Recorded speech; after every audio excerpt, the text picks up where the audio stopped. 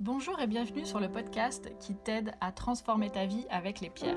Je m'appelle Angélique, je suis la cofondatrice d'universminéral.fr et notre mission est de vous aider à travers les pierres à vous reconnecter à vous-même pour incarner votre plein potentiel. Nous allons vous guider dans l'expérience de la lithothérapie pour reprendre le plein pouvoir sur votre vie et vous libérer afin de vivre une vie en conscience et en bien-être. Si ce podcast vous plaît, n'hésitez pas à nous soutenir en nous notant 5 étoiles sur votre plateforme d'écoute ou simplement en ajoutant un commentaire bienveillant. On vous remercie, on vous embrasse et on vous souhaite une bonne écoute.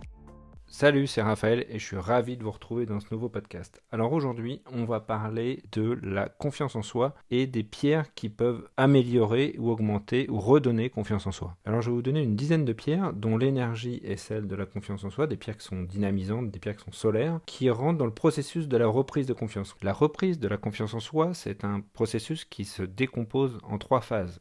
Une phase d'acceptation de soi, qui je suis, avec mes défauts et mes qualités pour renforcer l'image qu'on a de soi. Ensuite, une phase de dynamisation, vraiment pour aller chercher des choses.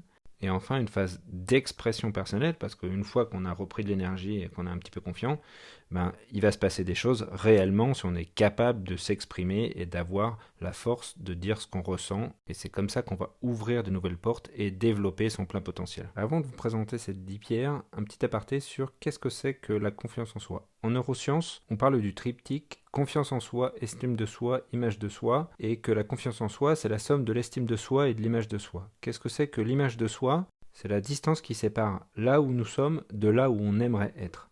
Plus cette distance est grande et moins évidemment on a d'estime de soi. Et du coup, on ne se sent pas à notre place. Et du coup, ça ne nous donne pas du tout confiance en ce qu'on est capable de faire. Alors des fois, on a tendance à se comparer aux autres et de voir que eux, par exemple, sont bien à leur place alors que nous, finalement, on n'est pas à notre place. En termes d'énergie, la confiance en soi, c'est le chakra du plexus solaire, c'est-à-dire le centre énergétique de la personnalité. Donc naturellement, en fait, pour renforcer cette confiance en soi, on a besoin de pierres qui sont jaunes-orangées. Néanmoins, ces pierres sont des pierres qui sont dynamisantes, qui sont solaires, mais ce sont des pierres dont on a besoin dans une deuxième phase, dans une phase de création. Donc pour l'acceptation de soi, on utilise 2 pierres complémentaires, la pierre de lune et la pierre de soleil, qui correspond finalement au yin et au yang. En fait, la pierre de lune, c'est une pierre qui est réceptive, qui est plutôt conseillée aux femmes. C'est une pierre que traditionnellement on associe à la féminité, à l'énergie féminine. Et la pierre de soleil à l'énergie masculine. Si vous avez perdu votre confiance en vous à cause d'une personne qui serait toxique dans votre entourage et qui vous ferait vous sentir coupable, alors je vous conseillerais plutôt d'utiliser de la labradorite, la pierre que tous les guérisseurs utilisent pour se protéger de l'énergie des autres. Notamment de ce qu'on appelle du vampirisme d'énergie, c'est-à-dire des gens qui vous aspirent réellement toute votre énergie, vos émotions et votre capacité mentale. Donc voilà, première phase du processus, soit acceptation, pierre de lune, pierre de soleil, soit protection vis-à-vis d'une personnalité, d'une personne qui serait toxique, labradorite. Ensuite, pour la deuxième phase, on va chercher des pierres dynamisantes, donc des pierres solaires. Pour ça, la pierre la plus positive qui soit, c'est la citrine. Je vous conseille plutôt une citrine naturelle. Pierre qui est très optimiste, qui a un effet équilibrant et qui est très utile pour les personnes qui sont inquiètes, qui se font du souci, qui sont indécises.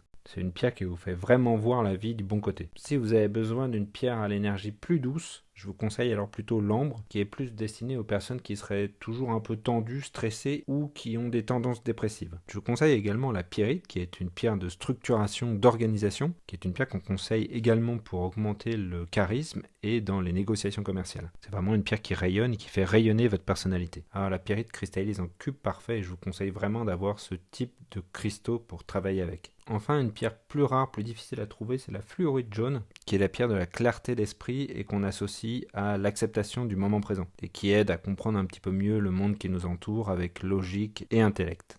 Donc voilà, 4 pierres dynamisantes, la citrine, l'ambre, la pyrite de fer et la fluorine jaune. Enfin, la troisième phase, c'est une phase d'expression de soi. Une fois qu'on a réussi et qu'on a retrouvé la confiance, l'idée c'est quand même d'arriver à s'exprimer et de capitaliser sur cette confiance retrouvée. Pour aller chercher du coup ce qu'on estime être en droit d'avoir ou d'être, parce que nous aussi on y a le droit, et donc réduire la distance entre là où nous sommes et là où on aimerait être, et donc augmenter notre estime de soi.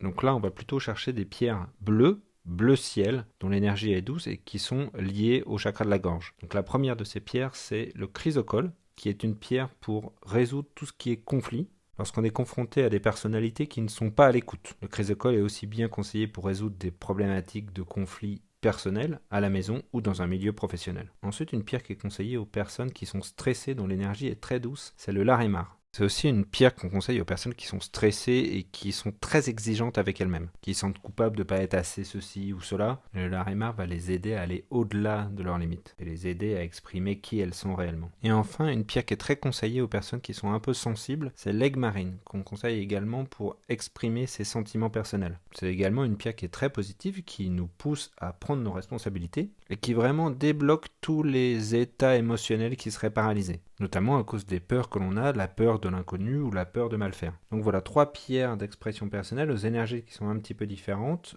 Le chrysocole dans des situations de conflit, le Larimar pour calmer les états de stress pour les personnes qui se sentent un peu coupables ou qui sont très exigeantes avec elles-mêmes, et l'aigle marine qui est conseillé plutôt aux personnes sensibles dont la perte de confiance est liée à un état émotionnel ou à la difficulté à exprimer ses sentiments. À noter que la citrine et la pyrite, qui sont des pierres dynamisantes, sont aussi des pierres d'abondance qui nous permettent d'accepter cette abondance, mais aussi de nous permettre d'y avoir accès. Voilà donc une dizaine de pierres pour vous aider à retrouver confiance en vous. Je vais vous mettre ces 10 pierres dans la description du podcast. Encore une fois, si vous hésitez entre 2 pierres parce que vous vous retrouvez dans une situation qui mériterait de jouer avec plusieurs pierres, avec des énergies complémentaires, je vous conseille de vous fier à votre intuition et de choisir la pierre qui vous attire le plus. C'est vraiment très important de rester dans cet état d'intuition quand on choisit de travailler avec une ou plusieurs pierres. Enfin, évidemment, vous pouvez tout à fait travailler avec ces différentes pierres en association. Vous pouvez les porter, vous pouvez les poser, vous pouvez les avoir en pierre roulée. Choisissez le mode d'utilisation qui vous convient, mais 2 choses encore une fois. 1, ce travail est un travail régulier, il faut le faire régulièrement, un petit peu tous les jours. Et enfin, c'est un travail qui est long.